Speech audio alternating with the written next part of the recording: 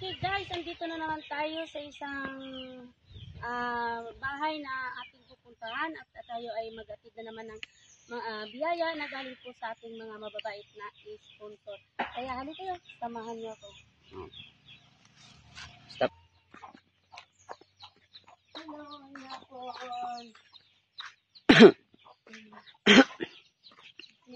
Mitang mga buhay-buhay natin. Saan yung asawa mo? Yung asawa niya daw ay sakaay og lubi. Ano ba yun sa Tagalog yan? Yung aakyat ng niyog yung asawa niya. Ilan yung anak mo? Apat. So, iba nag-aral na. Tapos isa na yung banso mo. Ikaw, anong ginagawa mo sa buhay? Gano'n lang.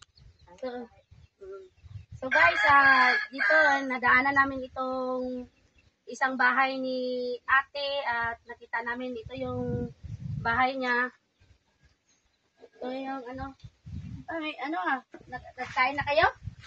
Panangalian, lapa? Away ka mo. Wala daw silang bigas. Dahil tingnan na natin. Ay, ito yon, sarap ng pagkain nila, oh, mais. Mais, oh. Mais, sarap ito. So, yan oh. Yan.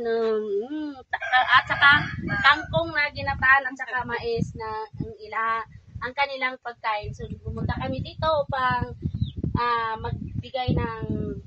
magabot ng biyaya sa inyo na galing sa ating mababait na sponsor. Ito ay ating pasalamatan sa Panginoon na mayroon tayong may mga mababait tayo na sponsor na taga-ibang bansa. Ito ay sa pamumuno ni Ma'am Para Rabo, Boylicat Tusnido, at saka kay Ma'am Sally Torres ng London, at saka kay Sir John Ray Corba ng London. Sa kanila po galing ang biyaya na ating ipagkatalog sa inyo. At paano yung ginagawa nyo araw-araw? Yung asawa mo, kat-kat ng lubi? Yan, ang niyog. Sa apat mo na anak na.